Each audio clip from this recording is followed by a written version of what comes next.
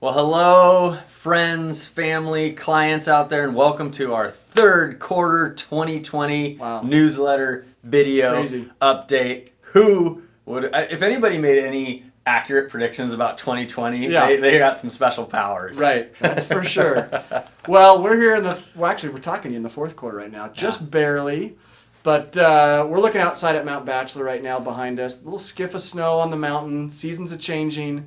And the temperatures are dropping, but it is doing nothing to cool down this market. No. We have been in fuego, as many of you I'm sure probably know. And I think a lot of them might be too soon, Grant. Oregon has also been in fuego. You know, the fires. The fires were also a factor. My bad. I wasn't going there. My apologies. You're right. Fortunately, though, it's a hot market. I don't know if the fires are still around because it is crystal clear out there. And everything just looks so bright. And the market is... I'll tell you what, I think the market's great, but it brings its own set of challenges with just how hot it is and how little is out there. Yeah. So as we do, we're going to kind of focus on the stats for this video. And we use Bend. Bend is the poster child for Central Oregon, and other communities around Bend, as we've always said, are kind of experiencing the same growth, seeing the same trends that Bend is seeing. So, but the latest Beacon report just came out, which we love to refer to for our stats. And, you know, unsurprisingly, the biggest thing is probably inventory is, we've talked about it for years being low, but it is historically low, a half month of inventory. Meaning if listings stop hitting the market, we would be out of inventory in a half of a month. And I think what's different this year than we've seen in years past is that inventory shortage and the demand kind of reaches all spectrums of the market, from the low end entry level, which is now, let's call it 350,000, up to 3 million. Yeah. It's hard to find even premium homes for these luxury home buyers right now. And we have competitive offers even in those highest price points. Even in those high price points, exactly. And along the high price points, I mean, since COVID hit, our median home price has jumped almost $100,000. We're up to, what is it, 540? 50, basically 550, yeah, 547, something, yeah. 547,000, let's call it. The median price per square foot is approaching $300 a square foot. That's also at its highest level we've seen.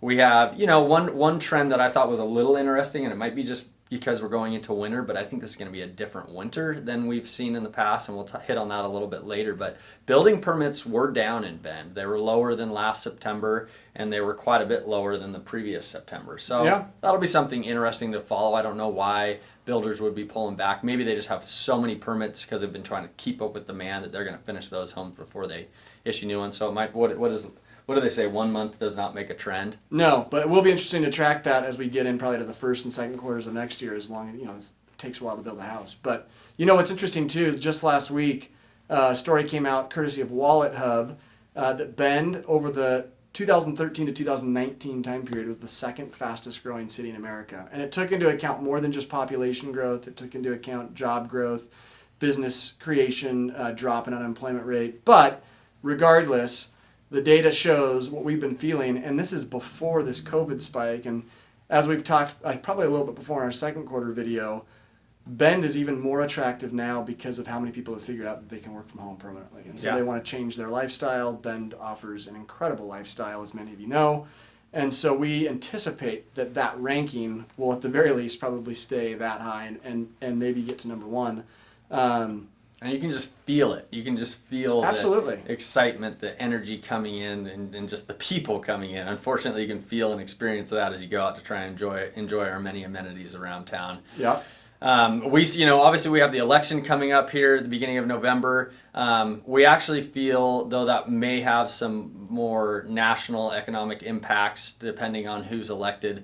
We do feel like we're a little bit sheltered here because either way, this kind of new COVID environment of lifestyle changes, even changes to the way we live in our homes, will carry forward no matter who's elected. And we think the demand for moving into markets like Central Oregon are going to remain strong. So we definitely think it's going to be a stronger fourth quarter than we've ever seen, stronger than what we typically see. And again, like Grant said, that'll probably carry into the first quarter of 2021. Beyond that, I really wish I had the crystal ball. Well, right, I know, don't we all? I would say what stands out to me in this market and moving forward is, for those of you that, are looking to maybe move or change in your real estate position here in Central Oregon, I think now it's a more important time than ever to make sure that you hook up with a pretty seasoned real estate broker. And the reason I say that is because with inventory being so low, it's good to know realtors that typically have their own inventory of listings coming up and know of other listings coming up from colleagues, so that you might have an opportunity to get something off the market before it hits the full public, because it is just becoming increasingly hard to compete. I feel like, and I know we've been talking to our buyers in the last couple of quarters, the expectation almost is that if you're out there looking to buy a home, and again, regardless of price point, the expectation is you might lose out on 2 to 4 homes before you find one, based on just how competitive it is. And so any advantage you can get with the right realtor, obviously we feel like we're that right choice. Well, but shout out to Nick Wilhite from our team. He has been the off-market king. He's just done a great hustling job and finding these opportunities before they hit the market for his clients. I think, that's what it takes right now. Right. So, but yeah, moving forward, like Matt said, fourth quarter, obviously it's already underway. It's going to continue to be strong. And then looking into 2021, we don't have that crystal ball, but everything that we're feeling in our gut is that Bend and Central Oregon at large are going to remain appreciably strong, and we should probably see those median prices, price per square foot, inventory levels all continue to trend the way that they have been. Yep. So, you know what?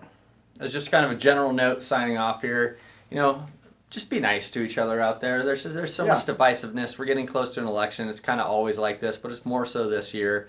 Everybody can have their opinions. There's just, all these tools that are dividing us, and I think we can find the common good, and I think we all kind of want the same thing. So be nice to each other. Robinson 2020. That's right. Enjoy your fall. It's one of the most beautiful times of year in Central Oregon. Yep. Hope you have a happy Halloween. Stay safe. Stay healthy. Literally, as we were filming this video, a black cat walked across the parking lot. Did you see that? Right when you said Halloween. It's very spooky Halloween. Yeah, Halloween sign. And the lights just turned went off, so that's our sign. And back on. We're signing off. Hope you enjoyed this update. Reach out to us with any questions, or if you want to dig into any of this a little more with us. We can always be found, our contact information online, buysellbend.com, or all our social media outlets. We'll see you at the end of the year. See you then.